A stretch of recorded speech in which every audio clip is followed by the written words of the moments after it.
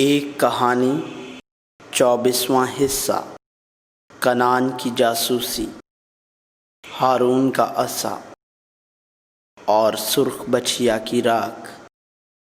گنتی 13 باب تا 19 باب۔ بائبل میں خدا کی خواہشات کے باوجود ایسی چیزیں ہیں جن کی خدا اپنی ہدایت کے مطابق اجازت دیتا ہے، اور ہم کنعان کی جاسوسی کو ایک اعلیٰ مثال کے طور پر دیکھ سکتے ہیں۔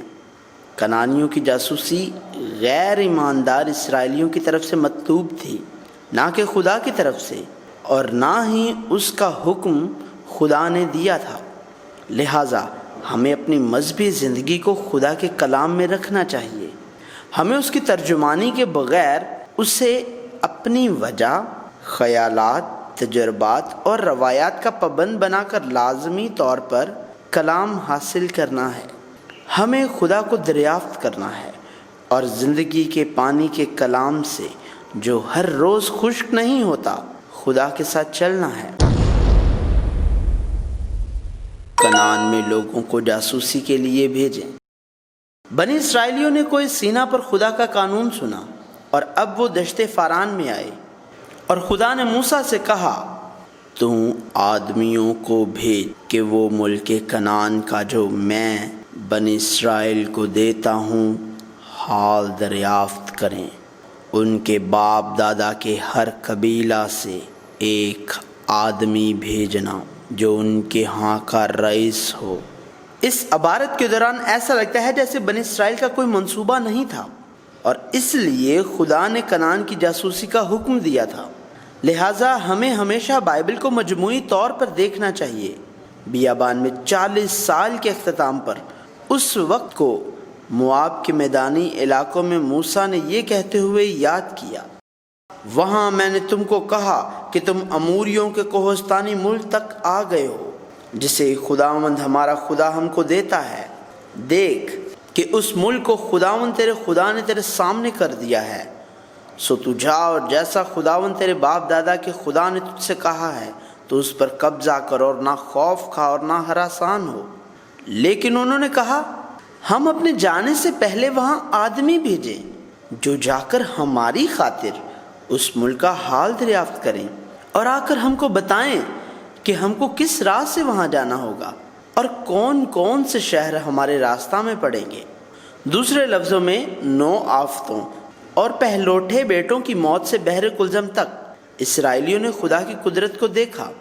خدا بار بار عہد دیتا رہا اور ہمیشہ اسرائیل کے آگے چلتا رہا، اور بطور موضوع خدا عہد کی سرزمین تک جانے کے لیے مسلسل ان کی رہنمائی کرے گا۔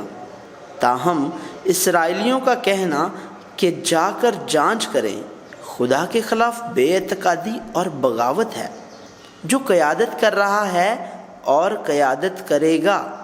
خدا اور خدا کے لوگوں کے مابین تعلقات کو توڑنے کے لیے اگر ایک مہلک چیلنج کا امکان ہے تو جاسوسی کریں اور جائیں، لیکن اگر امکان نہیں ہے تو نہ جائیں۔ ہمیں یاد رکھنا چاہیے، جب اسرائیل کے باپ ایمان کے بانی ابراہیم کو بلایا گیا اور خدا نے اس سے کہا کہ اس سرزمین میں جاؤ جو میں تمہیں دکھاتا ہوں، ابراہیم نے مانا، اگرچہ ابراہیم کے پاس بہت ساری چیزوں کی کمی ہے۔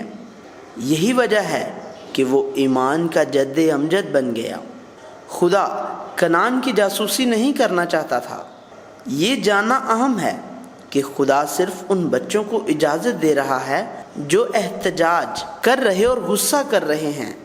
یہ خدا کا ارادہ نہیں تھا۔ یہ نقطہ نظر بلام کے واقعے میں اور اسرائیل کے پہلے بادشاہ ساؤل بادشاہ کے واقعہ کے ساتھ زیادہ واضح ہوگا۔ ملک کی 40 دن جاسوسی کے بعد آخر کار بنی اسرائیل کے ہر قبیلے کا ایک رہنما، کل 12 نمائندے جاسوسی کے لیے روانہ ہوئے۔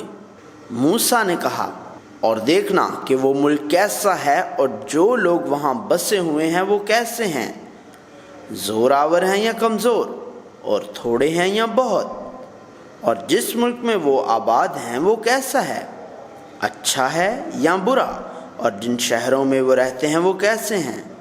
آیا وہ خیموں میں رہتے ہیں یا قلعوں میں؟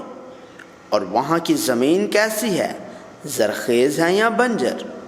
اور اس میں درخت ہیں یا نہیں؟ تمہاری ہمت بندی رہے اور تم اس ملک کا کچھ پھل لیتے آنا۔ اور وہ موسم انگور کی پہلی فصل کا تھا، لیکن یہ دعویٰ زیادہ اسرائیل کا تھا، موسیٰ کا حکم نہیں۔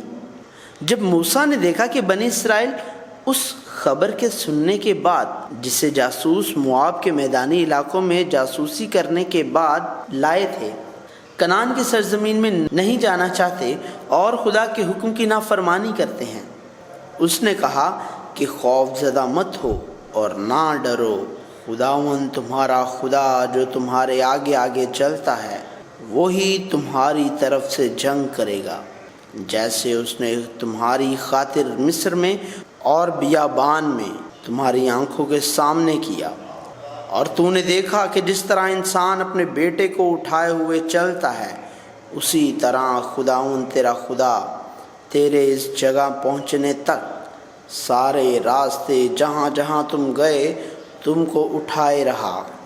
تو بھی اس بات میں تم نے خداوند اپنے خدا کا یقین نہ کیا، جو راہ میں تم سے آگے آگے تمہارے واسطے ڈیرے ڈالنے کی جگہ تلاش کرنے کے لیے رات کو آگ میں اور دن کو ابر میں ہو کر چلا، تاکہ تم کو راستہ دکھائے جس سے تم چلو۔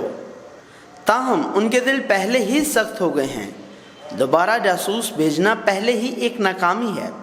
چنانچہ تقریباً 40 سال بعد یشوع ان 12 جاسوسوں میں سے ایک تھا جس نے ایمان رکھا۔ یرہو کی جاسوسی کرنے کے لیے ہر قبیلے کے نمائندے نہیں، اپنے ہی 2 آدمی بھیجے اور صرف انہیں ملک اور یرہو کو دیکھنے کے لیے کہا۔ در حقیقت وہ یہاں تک کہ کنعان کی سرزمین میں بھی نہیں گئے اور صرف راہب ایک قصبی جو یرہو شہر میں رہتی تھی سے ملاقات کی اور صرف اس کے ایمان کا اعتراف سنا۔ اگر بنی اسرائیل کے بھیجے گئے 12 جاسوسوں کے مقصد میں یہ سوال تھا کہ کنعان میں داخل ہوں یا نہیں، یشوع کے ذریعے بھیجے گئے 2 جاسوسوں کا مقصد کنعان میں داخل ہوں یا نہیں کے بارے میں نہیں تھا، بلکہ اندر جانے کا طریقہ کے بارے میں تھا۔ جیسا کہ توقع کی گئی، رہنماؤں نے جنہوں نے 40 دن کی جاسوسی کی دعویٰ کیا، جس ملک میں تو نے ہمیں بھیجا تھا ہم وہاں گئے اور واقعی دودھ اور شہد اس میں بہتا ہے، لیکن جو لوگ وہاں بسے ہوئے ہیں وہ زور آور ہیں اور ان کے شہر بڑے بڑے اور فصیلدار ہیں، اور ہم نے بنی عناق کو بھی وہاں دیکھا اور ہم اس لائق نہیں ہیں کیونکہ وہ ہم سے زیادہ زور آور ہیں۔ ہم نے جس ملک کو دریافت کیا وہ اپنے باشندوں کو کھا جاتا ہے، اور وہاں جتنے آدمی ہم نے دیکھے وہ سب بڑے قداور ہیں، اور ہم نے وہاں جبار دیکھے اور ہم تو اپنی ہی نگاہ میں ایسے تھے جیسے ٹڈے ہوتے ہیں، اور ایسے ہی ان کی نگاہ میں تھے۔ خروج سے لے کر اب تک انہوں نے پہلے کبھی بھی اپنی طاقتوں سے مقابلہ نہیں کیا اور نہ ہی جیتے تھے، لیکن اب وہ اپنی طاقت کا موازنہ کنعانی طاقت کے ساتھ کر رہے ہیں، یہاں تک کہ جب کالب اور یشوع نے کہا چلو ہم ایک دم جا کر ان پر قبضہ کریں کیونکہ ہم اس قابل ہیں کہ اس پر تصرف کر لیں، وہ ملک جس کا حال دریافت کرنے کو ہم اس ملک میں سے گزرے نہایت اچھا ملک ہے، اگر خدا ہم سے راضی ہے تو وہ ہم کو اس ملک میں پہنچائے گا اور وہی ملک جس میں دودھ اور شہد بہتا ہے ہم کو دے گا۔ فقط اتنا ہو کہ تم خداوند سے بغاوت نہ کرو اور نہ اس ملک کے لوگوں سے ڈرو، وہ تو ہماری خوراک ہیں، ان کی پناہ ان کے سر سے جاتی رہی، اور ہمارے ساتھ خداوند ہے سو ان کا خوف نہ کرو۔ یہ بیکار تھا۔ 10 جاسوسوں کی نظر میں صرف کنعان کے مضبوط قلعے اور دیو کی اولاد ہی نظر آتی ہے، اور بنی اسرائیل نے صرف وہ مضبوط ہیں اور ہم چھوٹے اور کمزور کے الفاظ سنے ہیں۔ صرف وفادار لوگوں کی آنکھیں اور کان ہی خدا کو اس ٹھوس، مضبوط، بڑی، ناممکن سرزمین میں بستے ہوئے دیکھ سکتے ہیں اور صرف خدا کا کلام سن سکتے ہیں۔ یہ لوگ کب تک میری حقارت کریں گے اور کب تک وہ مجھ پر یقین نہیں کریں گے؟ پوری جماعت نے اپنی آوازیں بلند کی، ساری رات روتی رہی، موسیٰ اور ہارون کے خلاف شکایت کی اور پوچھا کہ ان کو مصر میں کیوں نہ مارا بلکہ اس ملک میں تلواروں سے مرنے کے لیے لائے گئے۔ اس لیے وہ مصر واپس جانا چاہتے تھے۔ بن اسرائیل پریشان تھے، لیکن موسیٰ اور ہارون بھی پریشان تھے، اس لیے کہ وہ جانتے تھے کہ خدا ان بے وفا لوگوں کے ساتھ کیا کرے گا، لہٰذا اوندے منہ ہونے کے علاوہ کوئی راستہ نہیں ہے۔ خدا کہتا ہے، یہ لوگ کب تک میری توہین کرتے رہیں گے اور باوجود ان سب معجزوں کے جو میں نے ان کے درمیان کیے ہیں کب تک مجھ پر ایمان نہیں لائیں گے؟ میں ان کو وبا سے ماروں گا اور میراث سے خارج کر دوں گا۔ اس نقطہ پر موسیٰ مداخلت کرتا اور خدا سے ایک بار پھر پوچھتا ہے، اور یہ رحمت ہے جو موسیٰ پر ہے۔ خدا ایک بار پھر، میں آپ کو ایک وبائی بیماری سے دوچار کروں گا کہ معنی کو تبدیل کر دے گا، لیکن خدا انہیں یقینی طور پر سزا دے گا۔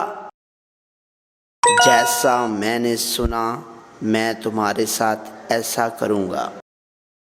خدا کہتا ہے، ان 40 دنوں کے حساب سے جن میں تم اس ملک کا حال دریافت کرتے رہے تھے، اب دن پیچھے ایک ایک برس یعنی 40 برس تک تم اپنے گناہوں کا پھل پاتے رہو گے، تب تم میرے مخالف ہو جانے کو سمجھو گے۔ بلاخر اس بیابان میں سے جہاں سے اصل میں گزرنا تھا وہاں رہنا ضروری ہو گیا۔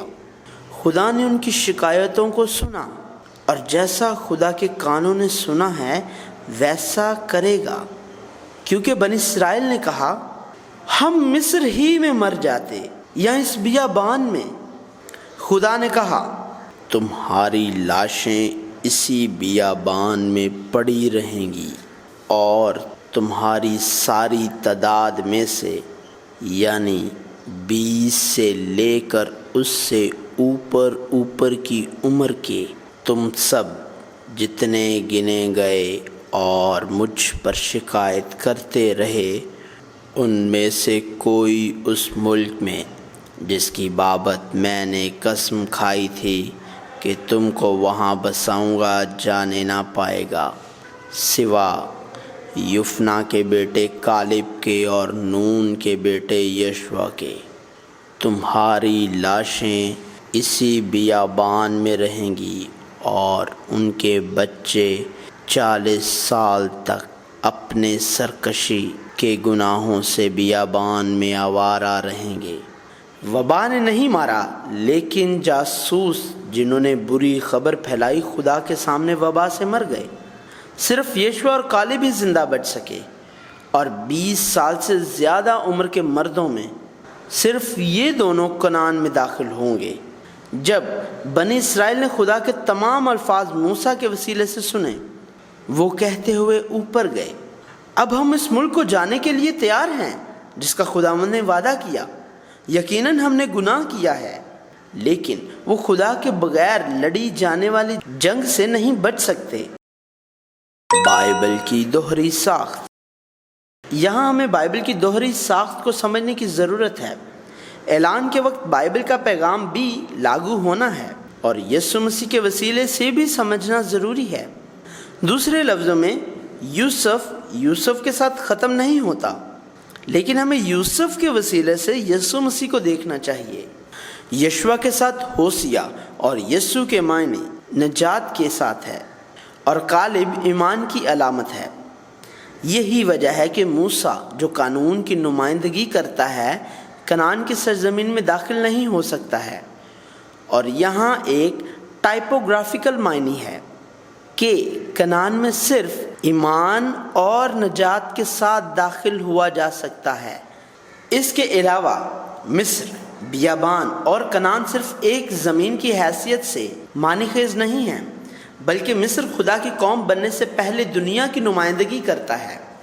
بیابان دنیا سے خدا کی بادشاہی تک کے عمل کی نمائندگی کرتا ہے، اور کنعان آسمان کی نمائندگی کرتا ہے۔ یوں خروج کی پہلی نسل فوت ہوتی ہے اور یشوع کو آگے رکھتے ہوئے اور کالب کی فتح سے دوسری نسل کنعان میں داخل ہوتی ہے۔ اگر ہم اسرائیل کو یکسوئی سے دیکھیں تو پرانا نصف جس کا وجود مصر اور دنیا سے تھا مرنے کے لیے ظاہر ہوتا ہے، اور نیا نصف داخل ہوتا ہے، کیونکہ بحر کلزم کو عبور کرنے کے واقعے کے ذریعے انہوں نے خدا کے فضل سے بپتسمہ لیا اور اب بھی گنہگار لیکن خدا کے فرزند ہیں۔ لہٰذا نیا عہد نامہ بار بار پرانے نفس سے نجات پانے کے بارے میں بات کرتا ہے۔ یقیناً خروج کی پہلی اور دوسری نسلوں کے مابین کوئی خاص فرق نہیں ہے۔ اس کا مطلب یہ ہے کہ پرانے عہد نامہ کے واقعات میں پوری بائبل کے نمائندے کے معنی ہیں۔ جب خداوند کو قربانیاں پیش کرنا۔ کنعان کی جاسوسی کے بعد اسرائیلیوں میں سے جو مصر سے نکلے تھے یہ صرف یشوع اور کالب نہیں تھے جو کنعان میں داخل ہو سکے تھے، یہاں تک کہ موسیٰ، ہارون اور مریم بھی داخل نہیں ہو سکے۔ جو گنے گئے ان میں سے 20 سال سے کم عمر افراد بیابان سے گزر کر کنعان میں داخل ہوئے۔ خداوند اب یشوع اور کالب کو مرکز بنا کر ان سے بات کر رہا ہے۔ کسی واقعے کو ایک واقعہ ہی سمجھا جاتا ہے، لیکن یہ خدا کا جوش ہے کہ آخرکار خدا کے لوگوں کو کنعان لایا اور ان کے ذریعے قربانیاں حاصل کی۔ یہ اس لیے کہ قربانی کی تکمیل پر یسوع مسیح کی صلیب کو کھڑا ہونا ضروری ہے۔ خدا نے موسیٰ کو کنعان کی سرزمین میں پیش کی جانے والی مختلف قربانیوں اور ان کے مطابق نذرانے اور قربانیوں کے آئین کے بارے میں بتایا، اور یہ ایک ہی تھا، چاہے وہ دیسی پیدا ہوئے ہوں یا پردیسی جو ان کے ساتھ بستے تھے۔ یہ کنعان کی سرزمین کا کھانا کھاتے وقت خدا کو پیش کی جانے والی نذروں کے بارے میں بھی بات کرتا ہے۔ غیر دانستہ اور ناواقف گناہوں کے لیے سوختنی قربانی، اناج کی قربانی اور مے کا نذرانہ، اور یہ بات دیسی اور پردیسی دونوں پر بھی لاگو ہوتی ہے۔ لیکن اگر وہ جان بوجھ کر خداوند کے نام پر گناہ کرے یا اہانت کرے اور خدا کے کلام کو نظر انداز کرے تو وہ بنی اسرائیل سے کاٹ ڈالے جائیں گے۔ یہی وجہ ہے کہ سبت کے دن ایک شخص کے لیے لکڑی جمع کرنے کا واقعہ پیش آیا۔ یہ جان بوجھ کر کیا گیا گناہ ہے، تو خدا نے اسے سنسار کرنے کا حکم دیا۔ میں تمہیں مصر سے نکال لایا تاکہ تمہارا خدا ٹھہروں۔ خدا موسیٰ سے کہتا ہے، میں خداوند تمہارا خدا ہوں جو تم کو ملک مصر سے نکال لایا تاکہ تمہارا خدا ٹھہروں۔ میں خداوند تمہارا خدا ہوں۔ لہٰذا بنی اسرائیل خدا کے احکامات کو جو انہیں دیے گئے یاد رکھیں اور عمل کریں۔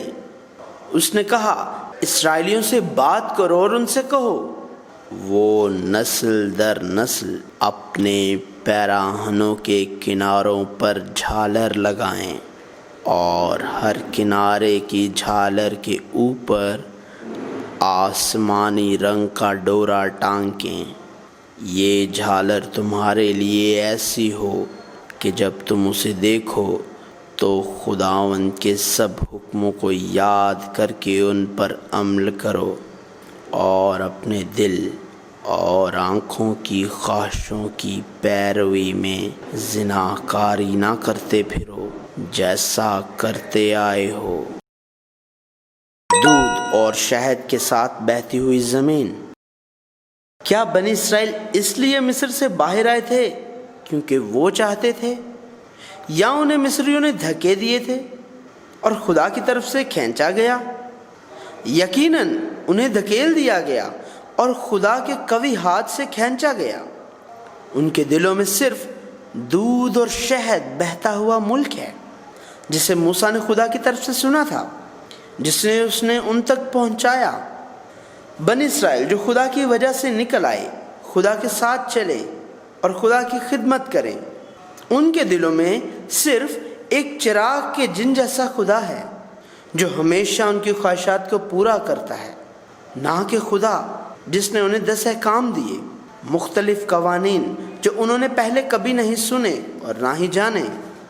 کورہ ایک کہاتی جو لاوی کی اولاد کے طور پر خیمے کی مقدس نذرانے لے کر اٹھاتا، اور اسرائیل کے نامی پہلوٹے بیٹے روبن کے قبیلے سے داتن اور ان کے ساتھ ساتھ 250 رہنماؤں نے موسیٰ کی مخالفت کی اور کہا، تمہارے تو بڑے دعوے ہو چلے، کیونکہ جماعت کا ایک ایک آدمی مقدس ہے اور خداوند ان کے بیچ میں رہتا ہے، سو تم اپنے آپ کو خداوند کی جماعت سے بڑا کیوں کر ٹھہراتے ہو؟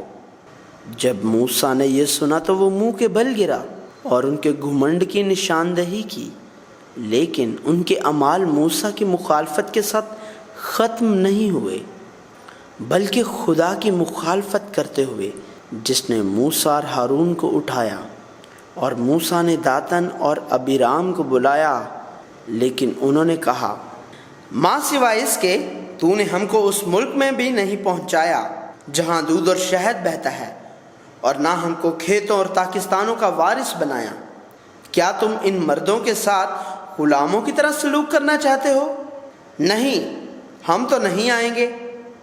آخر میں ان کے الفاظ بنی اسرائیل کی نمائندگی کرنے والوں کی شکایات اور عدم اطمینان یہ ہے کہ اگر تم نے ہمیں مصر سے باہر گھسیٹا جہاں ہم ٹھیک تھے، تو تمہیں ہم کو ایک بہتر جگہ لے جانا چاہیے، لیکن تو ہمیں تکلیف کیوں دے رہا ہے؟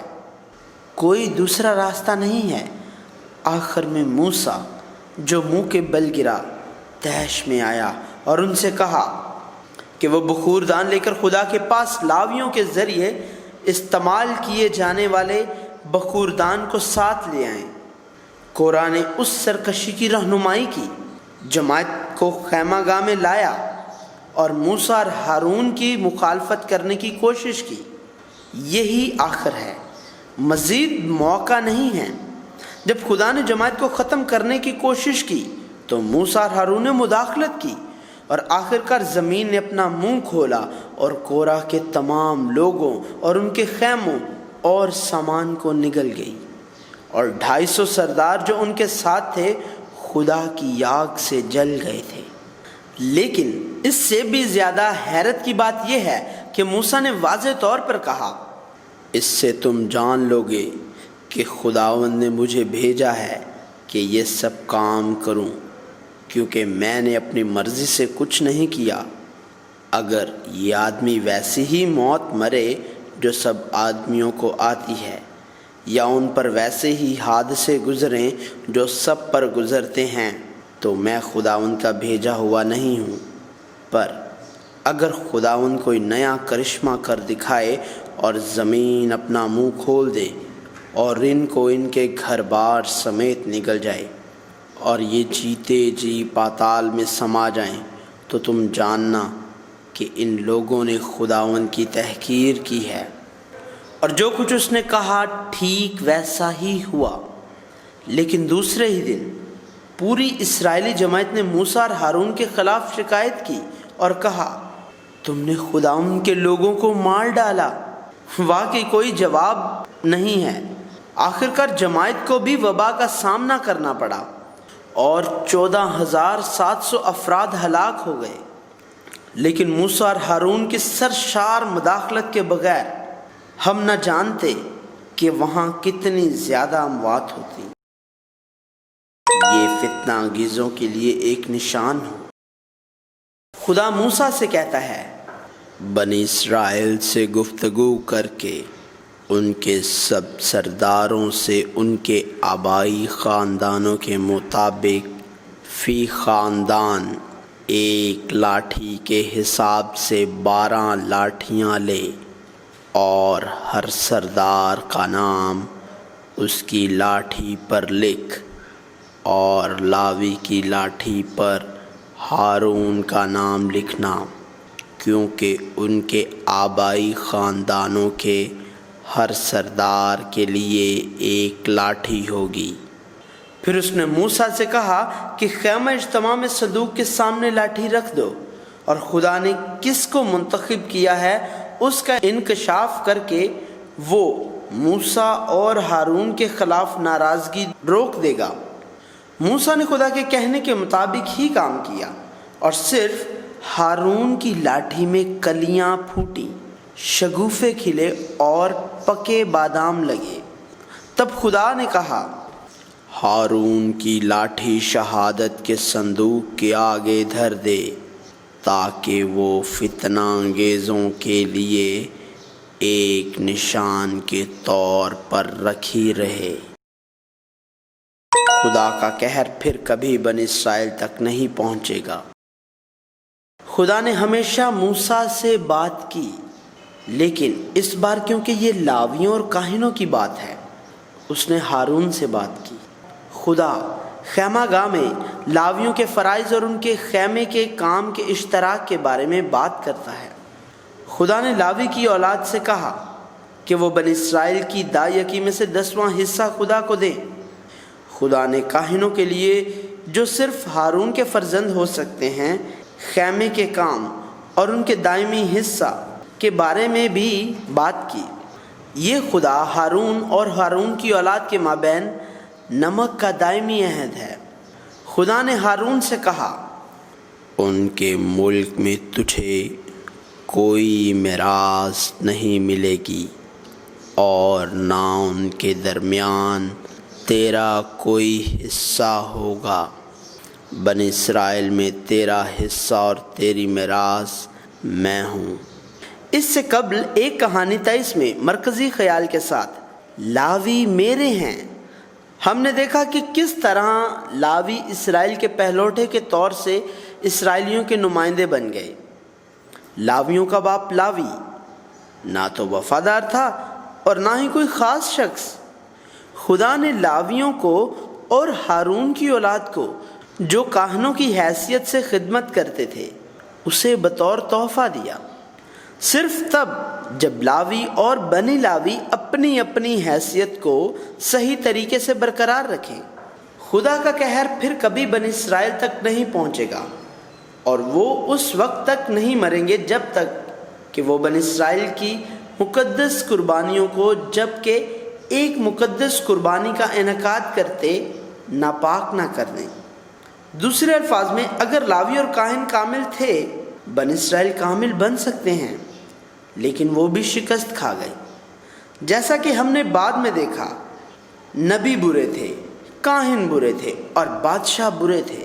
جب سب نبی، کاہن اور بادشاہ کامل تھے تو وہ خدا کے لوگ بنے، لیکن اگر کوئی برائی کرتا تو خدا کے لوگ خدا کو ناراض کرتے۔ اسی لیے یسوع مسیح کو کامل نبی، ایک عظیم کاہن اور بادشاہ بن کر آنا چاہیے۔ یسوع مسیح کی وجہ سے خدا کا قہر خدا کے لوگوں تک دوبارہ کبھی نہیں پہنچے گا۔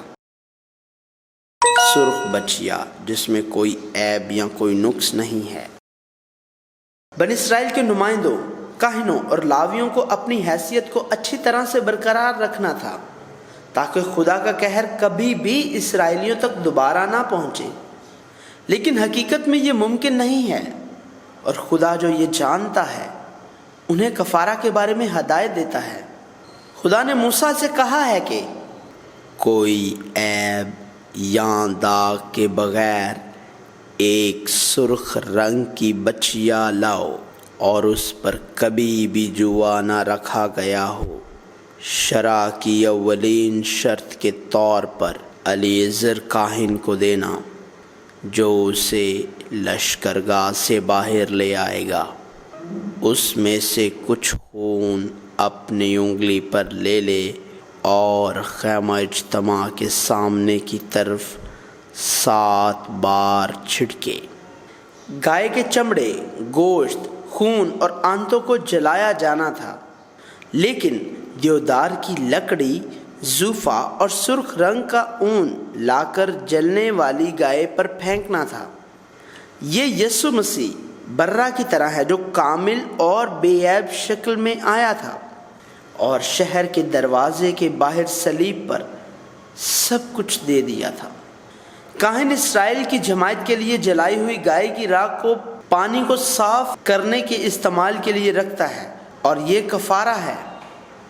मजीद बरा खुदा उन लोगों की सफाई के कवानीन की बात करता है जो किसी भी तरह से नापाक हो चुके हैं। जो लोग नापाक होने के बावजूद अपने आप को पाक नहीं करते हैं वो इसराइल से काट डाले जाएंगे।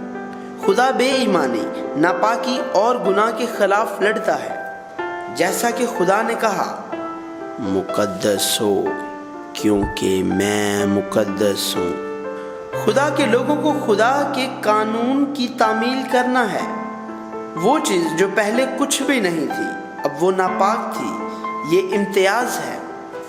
खुदा अपने ना रुकने वाले जोश के साथ खुदा के लोगों के पुराने अंदाज से लड़ रहा है। अपने लोगों से जो मुस्तकिल तौर पर मिस्र को याद करते हैं और खुदा का नहीं सिर्फ अपने बारे में सोचते हैं, उसकी मोहब्बत कभी आराम नहीं करती है। यीशु मसीह की मौत से वो उन्हें अपनी कौम बनाएगा। खुदा के जोश की वही कहानी जारी है।